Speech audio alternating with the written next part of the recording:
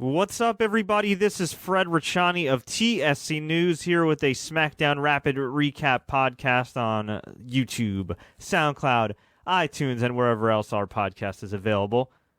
I'm here to recap the SmackDown Live episode of March 7, 2017, and also here to quickly recap Monday Night Raw. We had SmackDown headlined by AJ Styles versus Randy Orton for the very first time, and I was kind of disappointed because while they did have an awesome match, the thing is, this was the very first Randy Orton versus AJ Styles match. And whether you liked AJ Styles losing to John Cena, who is not there all the time, whether you liked or hated Goldberg beating Kevin Owens in 21 seconds, at the end of the day, WWE has not created a whole lot of major superstars in the last decade, mainly because of the fact that they burned through so many matchups on free TV, and then they do them to death.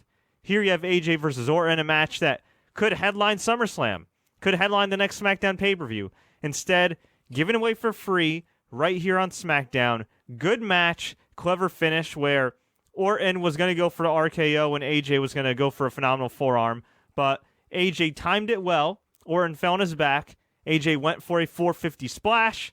Orton moved. AJ rolled out of the way. Orton threw AJ up, hit the RKO, 1, 2, 3. Now, this was a good match, but I do think it had the potential, with more time, with a bigger platform, to be great. In a way, like true RKO fashion, the finish just kind of came out of nowhere. And I don't know if the crowd was too happy. I mean, they seemed pleased that it was a good match and that they got a finish and that it was an important match of consequence. Randy Orton now officially faces Bray Wyatt at WrestleMania for the WWE Championship. That being said, I wish they saved this match for down the road. Hell, you could have done this match, have Orton go for the RKO, lights go out, you have Bray take out Orton, Orton wins via DQ.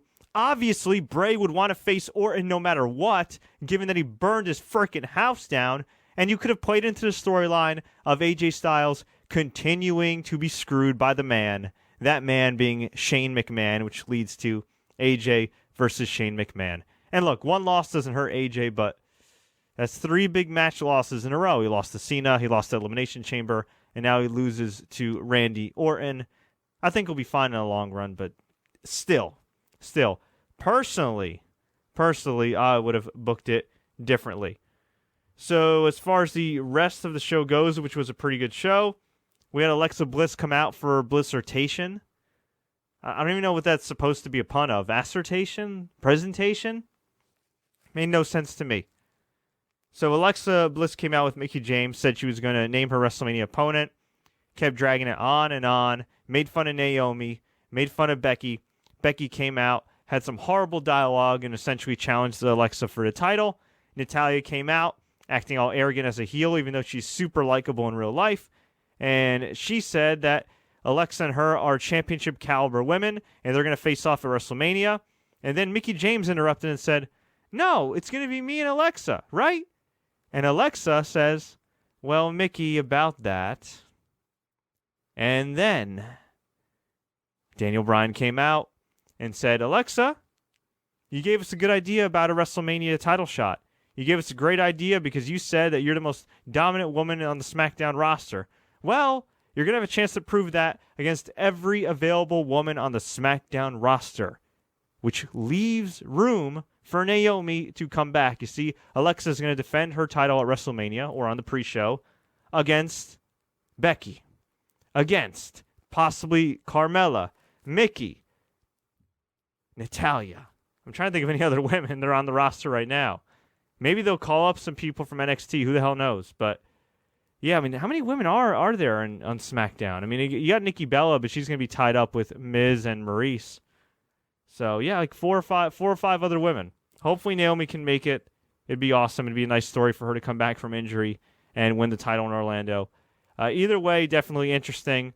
And in the tag team match, we had Alexa and Mickie defeat Becky and Natalya. And we also had Dean Ambrose calling out Baron Corbin. Baron said He'll come out when he wants to. Dean Ambrose went to the back to find him. Dean Ambrose had some horrible dialogue. He also took out Kurt Hawkins in his horrendous Sparky plug-inspired tights. And he went to the back, got attacked by Corbin with the pipe, got beaten up some more. And then Corbin, channeling his inner 1999 Mick Foley halftime heat-ish, did a weird move. You see, he took a forklift, but he didn't lift up Dean Ambrose. No. He placed the forklift on top of Dean Ambrose's chest, similar to the finish of Rock vs. Mankind from 1999 halftime heat, halftime of the Super Bowl. If you're not familiar with that, if you're too young to know that reference, Google it, YouTube it. It's freaking hilarious. It was an awesome match back in the day, which actually resulted in a title change. But Dean sold this. They got him a doctor. He was seeking medical attention. Not a good night for Dean Ambrose. And we had John Cena and Nikki Bella take on Carmella and James Ellsworth. This one, as expected, comedy match. John Cena destroyed poor James Ellsworth and got the win. And afterwards, Miz and Maurice attacked both of them. And then John Cena was just ripped to shreds verbally by the Miz. He was bringing up a lot of the reality you see on Total Divas, where John Cena got Nikki Bella to sign a contract just to live with him. He talked about how he's a robot, how he doesn't want to have children. I mean, he was going deep, and I'm sure it was approved beforehand, but damn, that was straight fire. I'm looking forward to this match. I would love to see Cena versus Undertaker, but you never know. You never know. Maybe we'll see Cena versus Undertaker at SummerSlam, which is why they're not doing it at WrestleMania. And hey, that makes sense. They got plenty of big matchups on WrestleMania. Why not save one for SummerSlam? At least they'd be saving one match for SummerSlam, unlike AJ versus Orton. So overall, I'd say this was a thumbs-up show, but still not pleased with them burning through AJ versus Orton so quickly. On Raw, we had Roman Reigns confront The Undertaker. Undertaker came out to interrupt Braun Strowman, who wanted to call out Roman at the end of the show. Braun backed down, which I wasn't a fan of, but I guess it makes sense. He's The Undertaker. If there's one guy that has credibility to shoo away Braun Strowman, it is The Undertaker, even at like 51 years old. And Roman came out, said, Undertaker, Braun called me out, not you. This is my yard now. And Undertaker kindly responded with a choke slam. So it looks like we're getting Roman versus Undertaker at Mania, which could be a hell of a match, or it could be a disaster depending on Undertaker's physical condition and depending on whether or not they're willing to actually turn Roman Reigns heel. If they turn him heel, there's hope. If they don't, I'm not saying it can't be a great match. Roman Reigns has had a lot of great pay-per-view matches, but he's got his work cut out for him. That is for sure. We had Jericho and Owens made official for WrestleMania 33. Great Chicago crowd. Chris Jericho's back to being a babyface, man. And he was attacked by Owens and Samoa Joe. And then Sami Zayn came out for the save. Then we had Sami Zayn versus KO. KO essentially squashed him, which sucks. Sami Zayn has the potential to be the next Daniel Bryan. Maybe not as over, but a guy with that level of talent. And to see him just be a glorified jobber, not cool. We later in the show had Samoa Joe beat Chris Jericho via countout.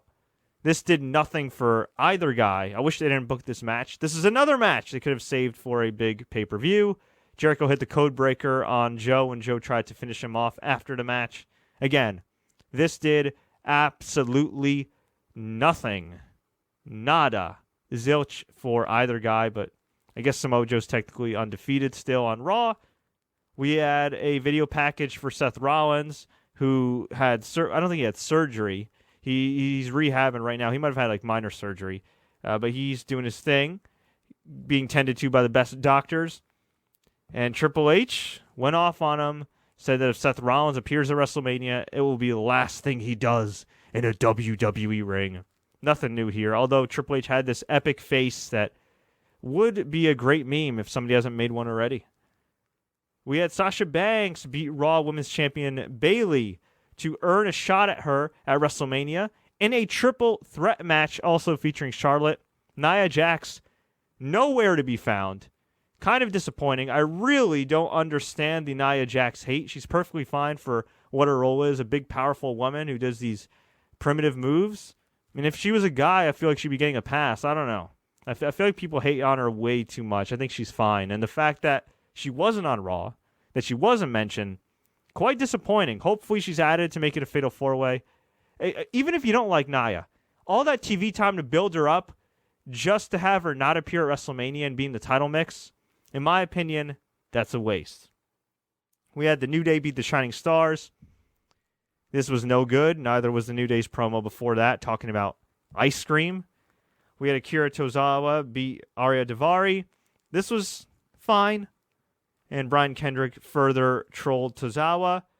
We had Anderson and Gallows beat Enzo and Big Cass when Cesaro and Sheamus interfered. When Cesaro's coffee got spilled by Enzo. I do not care for this feud, nor any of these teams, although I do love me some Cesaro. Goldberg came out to celebrate his title win, only to be confronted by Brock Lesnar. Brock offered a handshake while Paul Heyman was talking in the background, and then Paul Heyman ended his promo by saying, at WrestleMania, you are going to be my client, Brock Lesnar's bitch. Goldberg got distracted for just 1 second. Lesnar hit an F5, and either Goldberg was selling it extremely well, or he was exhausted after taking his first bump in 13 freaking years.